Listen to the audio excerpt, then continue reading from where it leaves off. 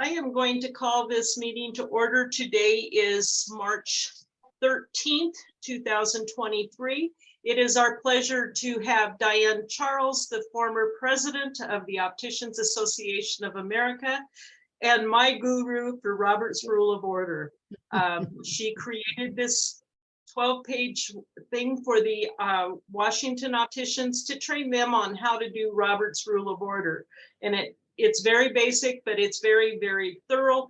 And what it does is it helps each and every one of you know how to conduct a meeting. So Diane, and just as a side note, if you have questions, keep yourself muted.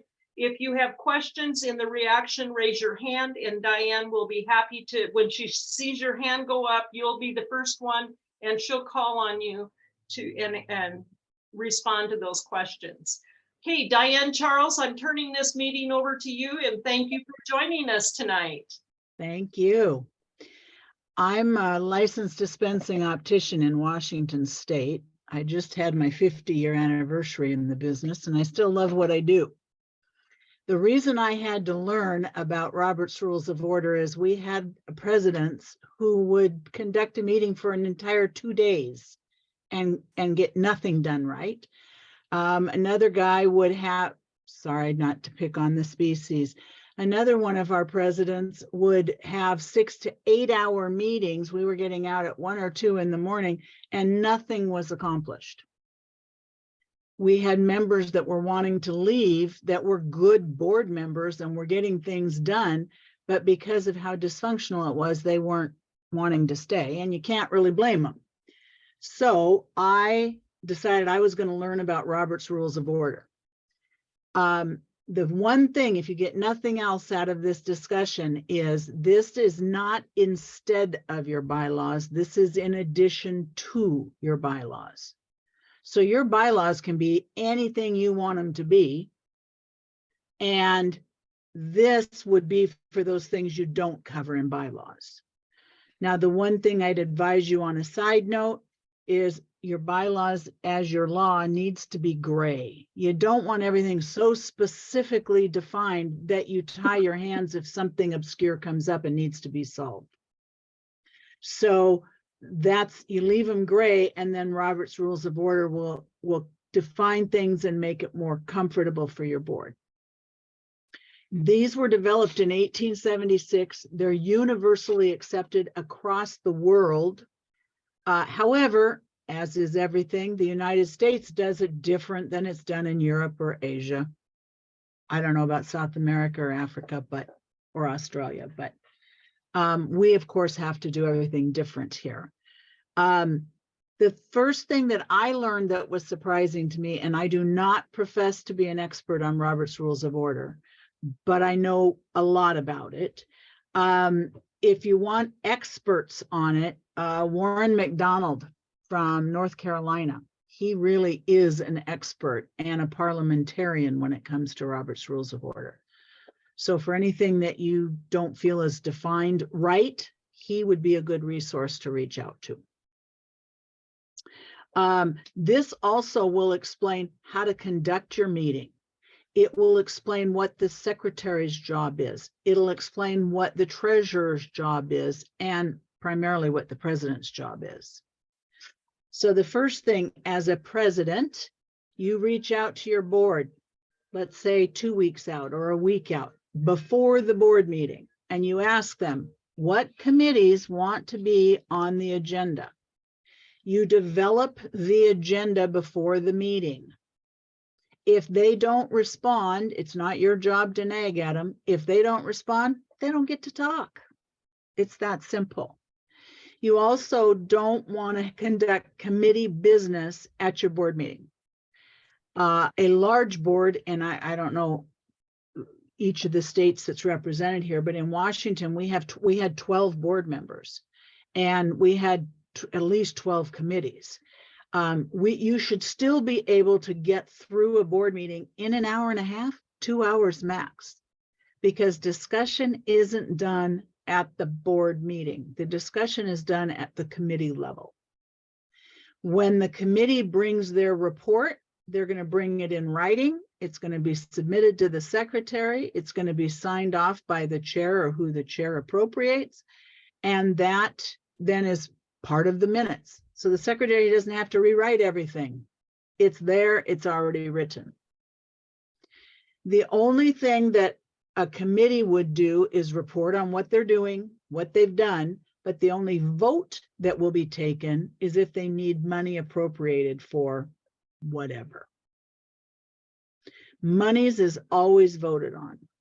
Now in Washington State, we made our bylaws that a vote was a simple majority. So that means 51% of whoever's in attendance. Robert's Rules of Order says 2/3. Well, we had problems with that because if you don't have a quorum, which is 51% in our bylaws, you can't vote on anything. You might as well pack up and go home because you can't get anything done. You can't officially do anything without a majority of people. The other thing is you might want to consider, I've written down here, which was another thing that on the first page, the basic rules of what your members' rights are. Members feel they should have the right to do everything and say anything and cuss at you and throw things at you or whatever your members do. That isn't their right. So this allows you to control your membership too. Quorum is the word I was trying to think of, I'm sorry. So however you want your bylaws, if you do not define what a quorum is, then it's 2/3. So sometimes that'll be hard to achieve. You may want to reconsider that in your bylaws if you haven't already. Votes only have to be taken if there's disagreement. So if everybody's agreeing on something and it's fairly apparent everybody's agreeing on something, they call it a consensus. You don't have to take a vote on it. It does need to be recorded in the minutes to your secretary.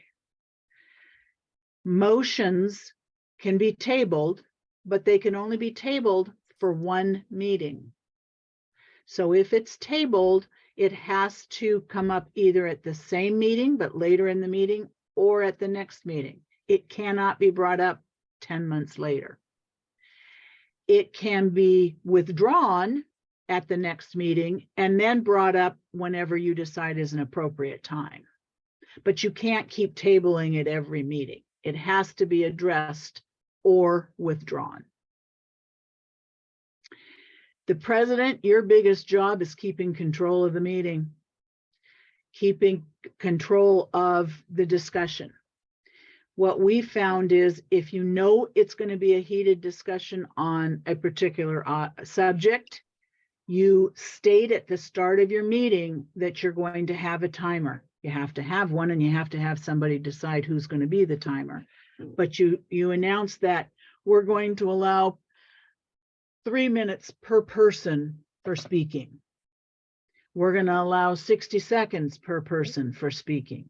That person then cannot come back and speak again. So they better be concise with what they want to say and say it all in their allotted amount of time. If you do not designate that at the start of the meeting, then they can talk for as long as they want. The other thing is we always elect a parliamentarian, so somebody who knows Robert's Rules of Order. OAA does the same thing at their meetings, so that you have somebody other than the president and the board of directors that can stand up and say, that's out of order. We need to readdress this. It needs to be stated differently. When there's a motion on the floor, it will be restated by the president only. The president's the only one who can restate a motion before it's voted on. The secretary is going to keep track of that motion, who made the motion. You have to keep track that it was seconded. You do not have to write in the minutes who seconded it. You need to keep track of how many people voted for and against it. Again, if you know there's not going to be any any contentious discussion on it, you can just pass it by consensus. So you don't have to have an official vote. If you're voting on 10 things and 9 of them are going to be consensual, you can vote for all 9 of them at the same time. You don't need to vote on them individually. You do need to make note of it in the minutes to your secretaries. In your motions, if you decide to have, it's a debatable motion, which means there's going to be discussion, timed hopefully, but discussion amongst all your members. Then you can, and you decide you want to amend it, you have to have a vote and a motion and a second on the amendment. The person who made the amendment has to agree to allow it to be added to their motion. And then the president has to restate that, including the amendment. So you would have 2 votes on one issue, one on the amendment, and then the final one on the final motion. Any questions so far? I'll try and answer them. You don't have to use Robert's Rules of Order for committee meetings. It would help if you've got somebody who's long-winded and somebody who wants to, make everything contentious. There are some members out there that everything is going to be a debate. Robert's Rules of Order allows you to keep some control over that. But this is really for your official membership meetings, your official board meetings. It doesn't have to be for your committee meetings. When a committee brings something to the board, that is considered a motion. So we want to appropriate $100 for convention fees. Because it's money, it has to be voted on. But you don't need a first because the committee is presenting it. That then is the first. So all you need is a second, discussion, and vote.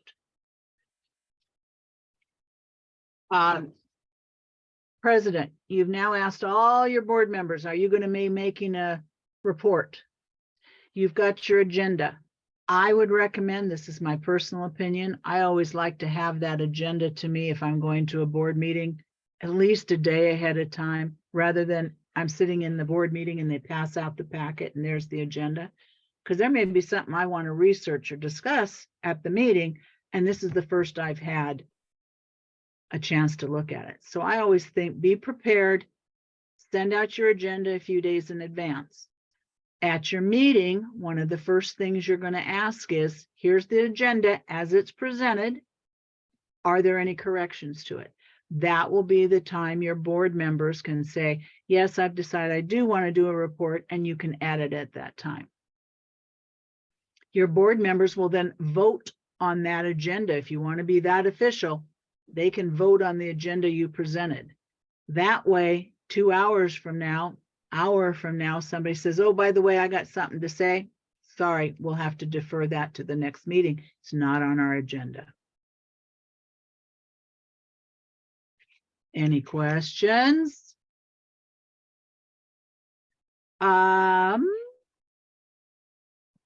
Elections, that can also be by acclamation or consensus.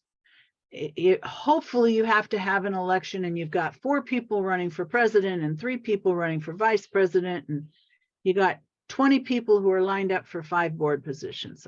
I would hope that somebody will have that problem someday. But typically what's going to happen is you're going to come up with this slate of officers, and there's not going to be anybody who's going to object to it, because they know if they do, they're going to be voted in, right? So if you know that, and you ask the question, we have a slate of officers, is there somebody that wants to have an opinion on this? And there's nothing from the audience, which typically there's not going to be anything from the audience. You don't have to have a vote on it. This is your new board of directors. They call it acclamation. Let me make sure I'm saying that word right. Yeah, acclamation. So again, make note of it. Because there was no objections, it was voted by acclamation. This goes into dilatory tactics and parliamentary procedures and all of that. I'm not going to go through that, guys. It's a lot of words that, and ladies, it's a lot of words that probably are not ever going to relate to you. The big one for your secretary is the minute keeping, the things you do need to keep in the minutes and the things you don't. That is very important, particularly if you're ever going to have legislative activities. If you're ever going to apply for a loan, they're going to ask for copies of your minutes. You want to be sure that the organization is listed, who took the minutes, the time the meeting started, the time the meeting ended, who was in attendance at the meeting, because you want to, if somebody questions, one of your members question, did you have a quorum at your meeting? You better be able to prove by the names. We have had people who come out after 10 years and say, I want to have copies of that minute and make sure that you guys were doing it legally. So you want to be sure that your minute keeping is perfect. Hopefully nobody's ever going to question those things, but it happens. You have to have the adopted motions. You should also keep track of the defeated motions. So motion was made by President Corey. Sorry, Corey, you're the first one on my thing there. So Corey, our President Corey made a motion, and after discussion and after a second, and you make note that there was a second, you don't have to say who did it, then it's voted down. It's voted down 4-3. You have to make note that it was defeated. Now, Corey, you can bring it up at the next meeting again if you want. You can bring it up at every meeting, but you can't bring it up at the same meeting. And if you're going to have an amendment to a motion, it has to apply to the motion that's on the floor. So the example they use in this book is a playground. They're wanting to add a playground to the neighborhood, and it's a homeowners association. So the motion's on the floor that we're going to appropriate money for this playground. And somebody else comes up and says, well, I've got this amendment and I want James Stewart to be on the board of directors. You can't add that to that motion because it has nothing to do with what's on the floor, what's being discussed. So once a motion is made, once a second is made, you're going to have your secretary, President, you may want to do this too, is write down the motion as it was stated, because you're going to be the one rereading it. And then you always want to ask for discussion. There may be none. There may be nobody who wants to discuss a darn thing about it, but you always have to ask for it.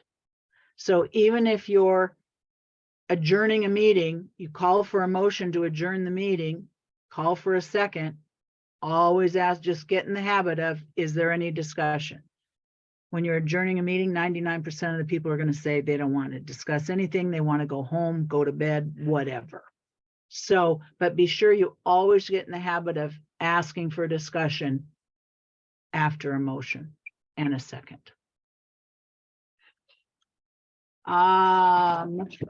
What else? Any questions yet?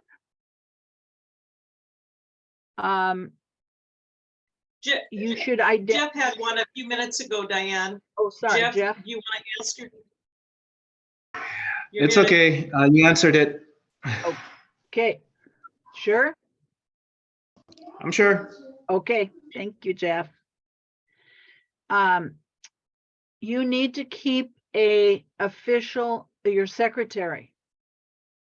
Your bylaws state how many members do you have? You need to have that official list. And that's something your secretary is responsible for keeping. Adding members as they join, taking members off the list as they don't. If you have a special meeting, do you have to have a quorum for that special meeting to call the meeting? And then do you need to have a quorum to vote at the meeting? Are you going to be able to have enough members there to make that happen? You want all those pieces in place before you call the meeting. The treasurer is responsible for keeping track of the monies. How much money do we have today at this moment in time? You don't have to vote on their report every single meeting. They need to make a report. They need to say we have $10,000. Hopefully you'll all have that at some point in time. You need you have $10,768.48. That's all. It needs to be recorded in the minutes. You don't need to vote on it. What's there to contest or to discuss? That is what you have. The only thing that would be voted on is if you have an auditor do your books. That is quite a bit of discussion at every level in every organization I've belonged to, is whether you have your books audited or not. It is highly recommended. That's how you prevent people walking off with your money. It has happened with OAA. It's happened at the state society levels. It's happened in homeowners levels, is that people walk out with your money. So by having an audit once a year, every 2 years at the minimum, is a good idea. It's also highly expensive. So if you've got somebody, a spouse of a member, a grandmother of a member, a mother of a member, a dad of a member who's an accountant and can do it for you, that's always a bonus. If they're presenting something other than your treasurer, that would need to be voted on. Anything we have in our bylaws, if you're voting on money or you're voting to take away members' rights or add members' rights, that requires a motion. It also requires, those are the only three things that require 2/3 of our membership vote, whether it's at the board level or at the general membership level. Everything else we have as a simple majority. But we want to appropriate $100 for convention. That's going to require a 2/3 vote. So this is where it comes down to very important that you're keeping track of how many members you have and what 2/3 is. Simple majority is we have 300 members, but only 20 showed up for this meeting. We only need 11 to vote. You don't need 151.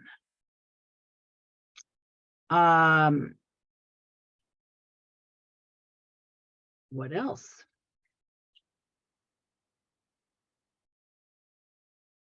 The one thing is, during discussion, a president shouldn't allow people to be interrupted. So you've appropriated, they get 3 minutes to discuss whatever. They can scream and yell and rant and rave, but they get their 3 minutes. Even if Jeff is sitting there and disagrees with what they say, Jeff can have 3 minutes later, unless he's already talked, then he doesn't get more time. But he can get up during his time and make any objections, but you can't allow that's where it gets, you can't allow people to interrupt the discussion. If it's a long motion, I don't know what a long motion would be, more than 2 or 3 sentences, you can request the person who's presenting the motion to have it in writing. That's going to be helpful to your secretary, so while they're writing or typing or however they're doing that they keep track of what the specific intent of the motion was. A member can modify his or her own motion. They can agree to have an amendment added to their motion. They can withdraw their motion because they don't like the amendment that was added to it. So I'm going to withdraw my motion, and somebody else is going to have to come up with an motion that includes the amendment. But the person who gives the motion cannot speak against it. They can vote against it. They can't speak against it. Most of this isn't going to come up in a typical board meeting, but it can come up if you're starting to discuss legislative issues down the road. Josh has a question for you, Diane. Yes, Josh. Yes, thank you. About the president can ask for a motion to be made in writing. So how would that happen in the meeting? Like they're trying to make the motion, like the meeting's kind of live. Right, And so and they're trying to, they have the floor maybe, and they're about to say it. You just say, could you put that in writing? And then you kind of pause for a minute while they write it out. yes. Again, if it's what they're calling a long motion, which I would say I've never seen that. Most people, their motion is, I want to appropriate money for the playground equipment. You know, it's a simple one sentence thing. But if it's somebody that says, I want to appropriate $5,000 for a swing and $10,000 for a slide and $6,000 for this and $4,000 for that, those kinds of things, I would recommend getting them in writing. And within Robert's Rules of Order, that's a legitimate request that you can make. So you would have to allow an appropriate amount of time for them to type it out on your Zoom meeting, or write it and hand it to you, or however that would happen. If the discussion is, I'm sorry, did that answer your question, Josh? Yes, Okay. thank you. Jeff? I have one question. Sure. So if the person who makes, like you said, it happens in legislative, if a person makes a motion, then the second person amends the motion, but the first person does not like it, he could withdraw the motion. Correct. And you've seen that a lot in legislative Yes. matters? Yes. Okay. And so then what would happen? The motion's been withdrawn, nothing to vote on. You can't vote on my motion if I've withdrawn it.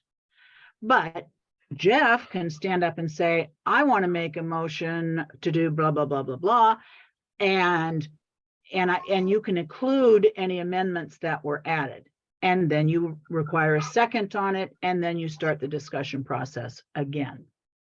All But right. yes, anybody who makes a motion has the right to withdraw that motion. Because they don't like the amendment. Mm-hmm. Let's add it on to it. Mm-hmm. Then someone else can. Or I've seen it withdrawn because they didn't like where the discussion was going with it.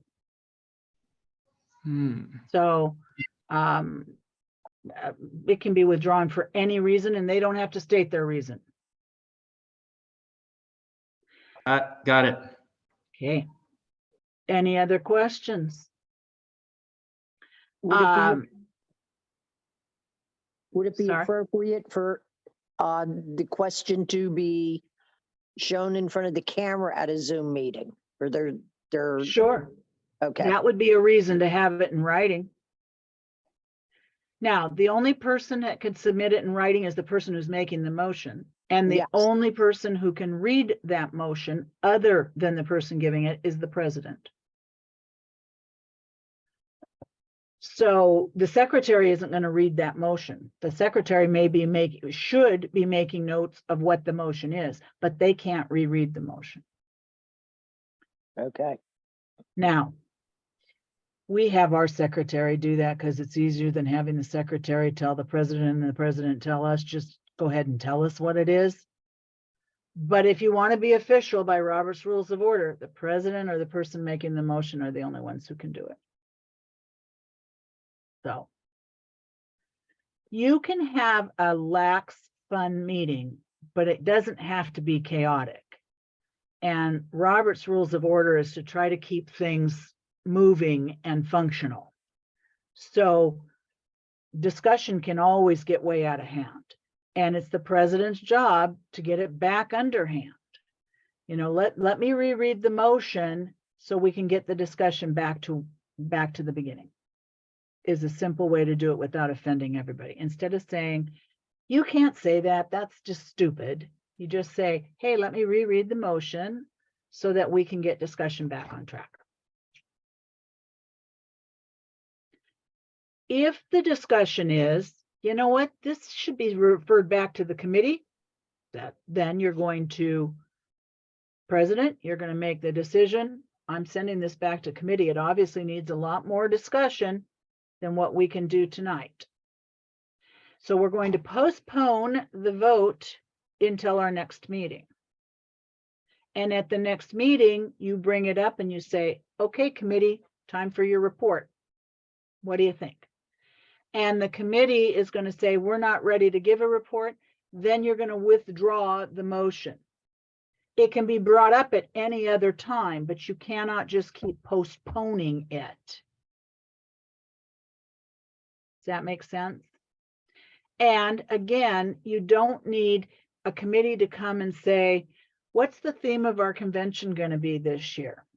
And we want the whole board's opinion. That isn't discussion that needs to be done at a board level. You have a committee meeting and you invite people to come to your committee meeting to give their opinions. But you don't have to have that discussion at a board meeting.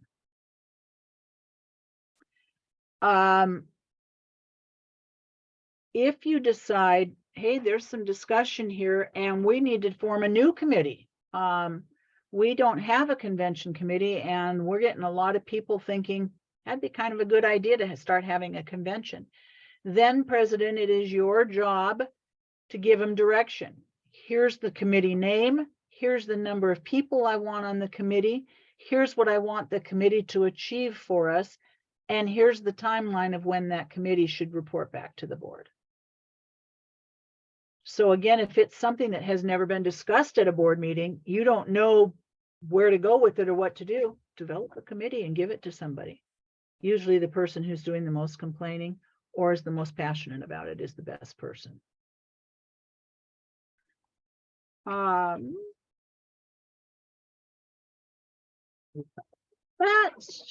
Any questions? I have one, Diane. Sure. Um, Tell me where you're from, Josh. I'm from Pennsylvania. Okay. the Big newly state. of formed- Pennsylvania. Yeah, big state, no association, but we're gonna have one now. Thank you for your Good. work. Good for you. So about this forming committees in a board meeting, could you just review that again? I thought that was really good. Could you go through that again? Well, so probably before your first board meeting or as you're developing your association, you're going to have an idea in your mind. You're going to have gotten together with your vice president and your secretary and your treasurer, whoever your board members are, and you're going to have an idea of what committees you want. But you come and you start developing those committees. And a committee doesn't have to be just board members. Jeff has asked me to help him with his legislative committee in Nevada. I don't know legislative stuff in Nevada, but I'm very familiar with legislative stuff in Washington. So there may be something I can talk to him about. I can come to his committee meeting. So it doesn't have to be a board member to sit at the committee level and help you guys. And at a board meeting, you can call other people. All of your meetings should be public meetings. So that means that any member that wants to come and hear what my estate association is doing should be invited. They can't speak unless you ask them a question, then they could answer. But they don't get to vote, they don't get to talk, they don't get an opinion, but they can come and hear what has to be said. But you can invite anybody you want to come and give a report. Reports, again, aren't voted on, so you can do that. But you're now 2 years down the road and somebody comes in and says, hey, I want to start working towards legislation. And you don't have a legislative committee. You don't have anybody to develop that. Do you want to sit and spend hours, and it will take hours to discuss that? Or do you create at that moment in time a committee? That would be the best. So you develop that committee, but at that time, give them direction on what you want them to do. So don't just throw them to the wolves, throw them to whoever you throw them to. Just, say, here, great idea. I'd like to see you have 5 people on your committee and come back to us with a report by our next board meeting, which is October 27th at 5 o'clock on blah, blah, blah. And tell us what you're thinking your committee can do for us. It's always a good idea to have one of your board members on any committee, kind of keep track of where people are going, what people are doing, but you don't have to. You don't have to. our secretary is, in Washington, has been our secretary for 18 years, Donna, probably. She comes on and off the board, but she's at every meeting. So your board members do not need to, or the people who attend your board meeting do not have to be board members. Jeff? So if there's a group of opticians in the state of Nevada, they want to develop like a committee together that we don't have, but under the association, they want a specific committee, let's say chapter committee. If they want to start a chapter committee, they can. They just have to find someone to chair that committee. If none of the board of directors, we don't have enough board of directors to run that committee, a person can chair it, then come bring a report, but they can't vote on anything, or can they make a motion on behalf of that committee? Their report is the motion. All right. So yes, the board members don't have to make the motions. Your members can make motions. Perfect. But at a board meeting, the only people who can vote are board members. Okay. All right. So when they come, when these group of people come in, and or not group of people, but one of the members come in as a chapter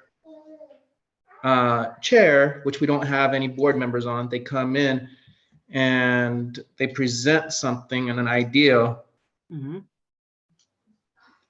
That member won't be able to vote on that motion. Am I getting that right? Because they're not part of the board. Correct. But that is an emotion for the board to vote on. Yes. Yay or nay. Yes. Got it. Correct. Okay. Now, hopefully you've got a board member that's also interested in whatever chapters, like you're saying, Jeff. And so during the committee meetings, they're having committee meetings once a week or once a month, and you're only having board meetings every quarter. Hopefully that board member is keeping the rest of the board up to speed with what's happening with that committee. The committee is going in a direction that the board would like them to go in, but that isn't necessarily the case. So that's why you'll want to report at every board meeting. And that is the president's or vice president's job to make, they don't have to sit on every committee, but that's part of their responsibility to find out what's going on and give that report back to us. The president officially sits on every committee. The president has the right to attend every committee meeting. They don't have to. And if they've got a good board, they don't have to, because that can burn you out really fast. But yes, the president's job is to keep track of what their committees are doing. Part of their job is to do that. Any other questions? Diane, would you clarify for everyone here, would you clarify what the vice president's responsibility is? And we've kind of established it a little bit in Pennsylvania, but we need some clarification in the other states. So the official job of a vice president, what would you say that is? And you've been a vice president amongst many, many times on many state associations. Usually in the bylaws, whether it was OAA or OAW, the state of Washington, we defined what committee that our vice president was in charge of. So in Washington state, they're in charge of our bylaws. They have to keep track of our bylaws. But officially, the vice president's job is to learn everything they can learn. So when they step into the president's job, they can take over with knowledge, knowing what's going on, and or to act in the president's absence. So Jeff moved to Nevada, darn him, for a better job opportunity, darn him. And so we had our vice president step in. And luckily we have first vice president and second vice president. So we have 2 vice presidents. So you will have sat on our board of directors for 2 years before you step into the presidency. So you're at least familiar with what's happening. So we don't just, again, throw you to the wolves. But is there an official job description? Not according to Robert's Rules of Order and not according to a lot of committees I've sat on. So we've defined what that is in our bylaws rather than just having them sit there.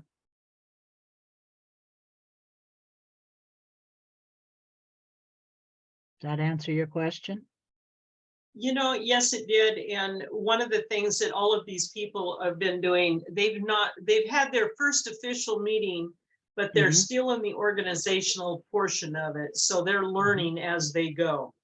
And in view of the fact when they all started on the very first meeting, and I'm going to use Pennsylvania as a example, their first meeting was more of a meet and greet and who wants to be president. Okay. So the second meeting was, okay, we still have these positions to do. And so we need to get these filled. According to Robert's Rule of Order, it was not done according to that, but they weren't organized. And I would, you know, when you're starting, you have to start from the ground up. Robert's Rules of Order, in my personal opinion, is not intended to hamper an organization from moving forward. It is simply a means of conducting a meeting efficiently. So exactly what you did is exactly what you should have done and what you may continue to do. But as you grow bigger and keeping things under control becomes more of a problem, hopefully it does, because you have 700 people in the state of Pennsylvania that want to attend your meetings, that's when you start enforcing Robert's Rules of Order. Now, officially, you should probably use it at every meeting and blah, blah, blah. No, when you're new and you're still learning and you're learning from each other, you don't want to be so defined that you hamper people growing and the opportunity to grow your organization. So to me, this is simply a means of conducting efficient meetings and efficient minutes.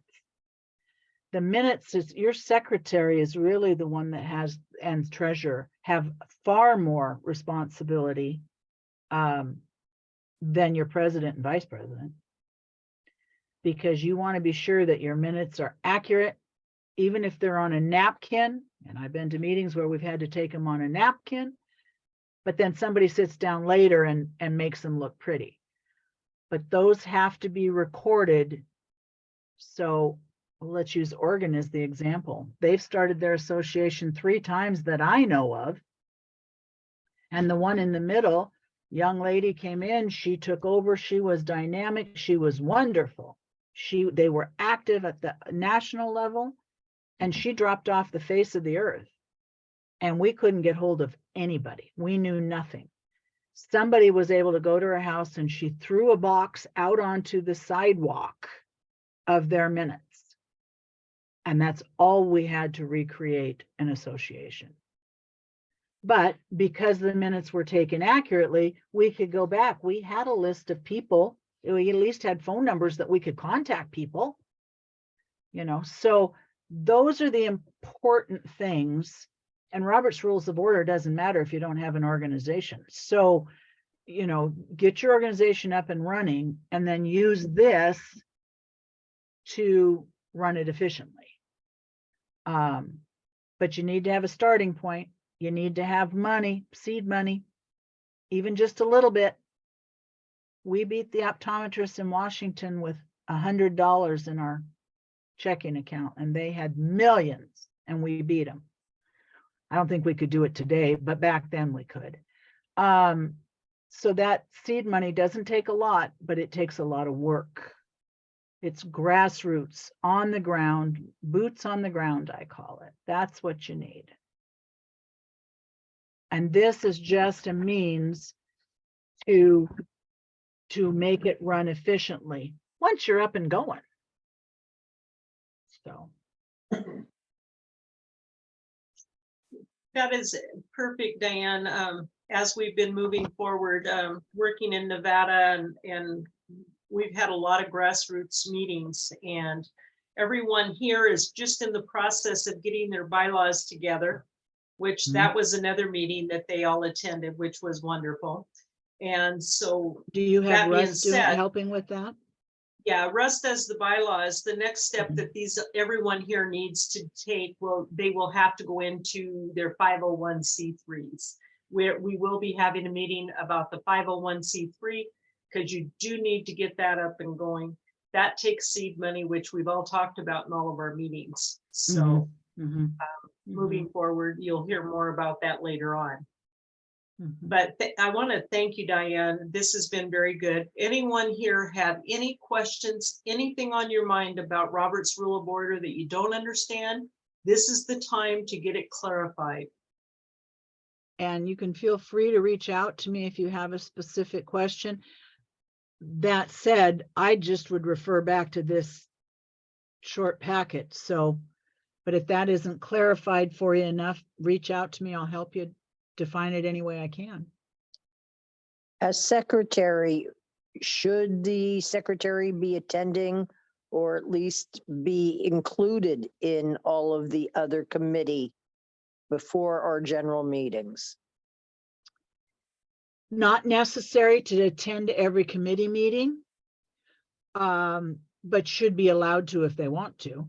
Okay, So, but because every committee is going to be asked by the president to submit a written report.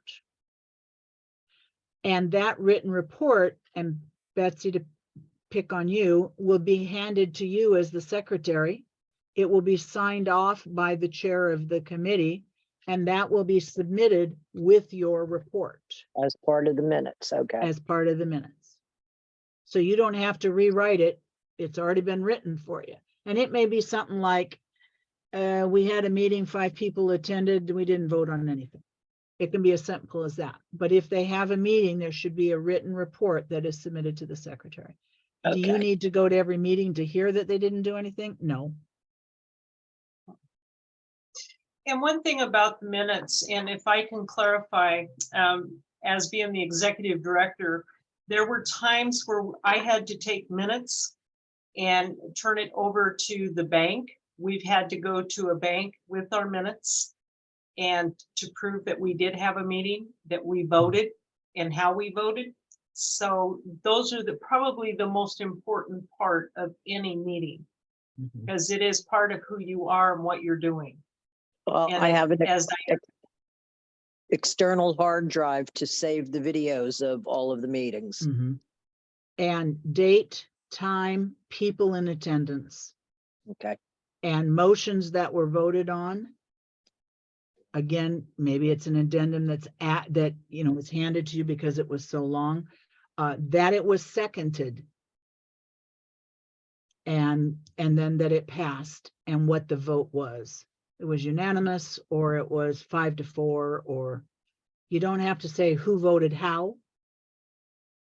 Again, you don't have to list the person who seconded it, but you do have to say that it was seconded and that discussion ensued. Does the secretary have to write the discussion or No. the Nope. all right. Nope. And where things like this will be asked for, we've had it asked for us for tax purposes, banking purposes. Those are usually our accountant for business. My husband and I owned our own business. The accountant has asked for that for records for tax purposes. So those meetings minutes are some of the most important stuff you're going to acquire and keep. Okay. But again, don't let it keep you from growing and doing. This is just another tool in your toolbox. It's not, nobody's going to come and slap your hand if you don't do it right. Josh, would you agree with that statement? Yeah, how do you feel about that, Josh? Depends on who's in the meeting. Oh, yeah. So if you have one of those in your meeting, that's where you say, And rightfully so, and not unkindly, but yeah, I kept tripping over Robert's Rules of Order, but that's not the whole. I thank you so much for your work and your encouragement. We're gonna get better at Robert's Rule of of course you Order. are. I'm gonna get better, but it's yeah, but it's baby steps forward, one day at a Yep. time. Yep. And from each meeting, you learn what you don't want to do at the next one, or you do want to do at the next one. So The best thing about that meeting is we got our strategic committee formed, so I'm very excited about that. Thank you, Charlie. good, great. And from what What I does your understand, strategic committee does? from what I understand on that can be a dictatorship. Yes. Hey, anything goes in a committee meeting. Okay. All right. Cool. All right. Well, it's good to Depending know on this your just in case, president, it just in could case be. my dictatorship gets overthrown. It's good to know this stuff. Charlie's like me, Diane. He's got control issues. Good, good.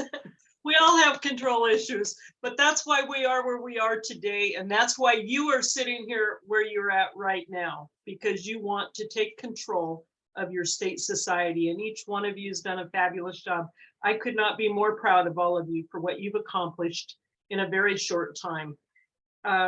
Nevada's been my most challenging state because they are licensed, because they have a very strong legislative issues there.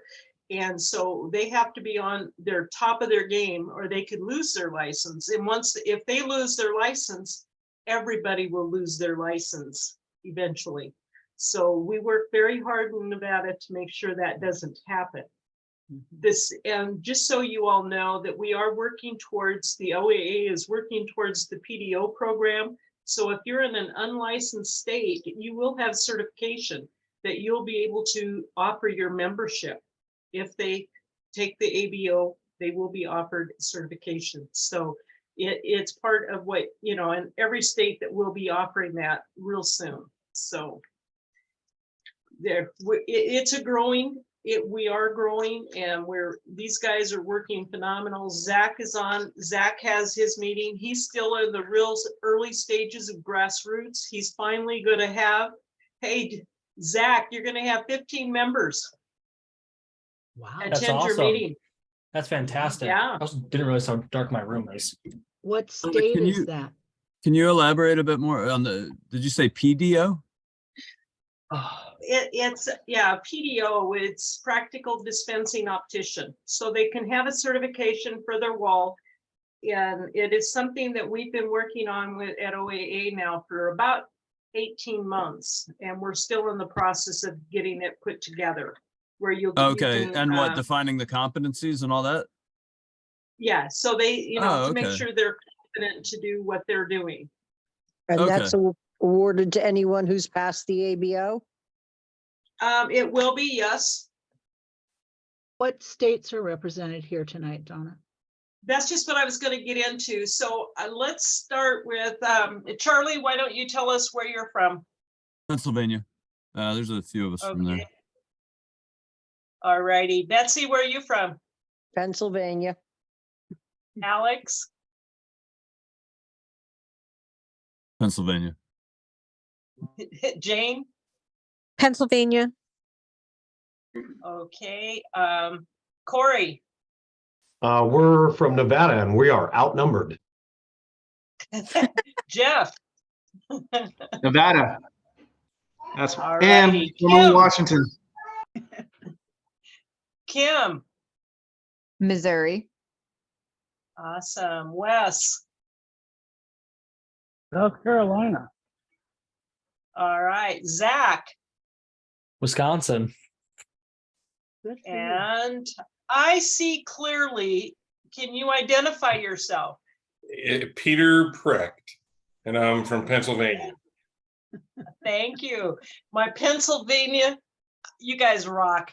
I mean, my babies have rocked it tonight. I'm proud of all of you. That is awesome.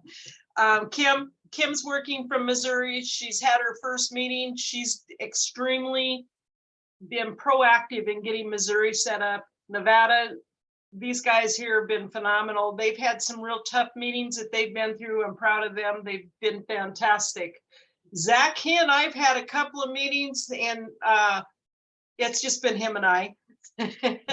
But we now have people that are very in tune to want to join the association and get up and going. So you guys be thinking about Zach as he gets together for his meeting. It's coming up the 16th. Illinois is working very hard on getting that up and going. So Minnesota just signed on. They want to get an association going. So Charlie, you ask what I do for fun. Now you know what I do for fun. I There get you state go. associations Wrangle up and going. opticians. Nice. I wrangle, I do, I wrangle opticians. Okay, share that real is brief. everything. I'll share just real briefly. My first meeting I went to, I was an apprentice optician, and the president of the state optician showed up, and there was 4 of us there, and she said we needed to elect 6 people. And I looked around the room and decided if I have to be in a position, I want to be at the top of the heap, not the bottom of the heap. And 50 years later, here I am, guys. So thank you all for putting up with me. And Jeff, I guess I'll see you next Monday night on your legislative committee. Yep, working on figuring out how to work out Zoom. So then All next right. Monday night, yeah, I'm trying to get the schedule and figure out Zoom, and so that yeah, we could talk about a few things and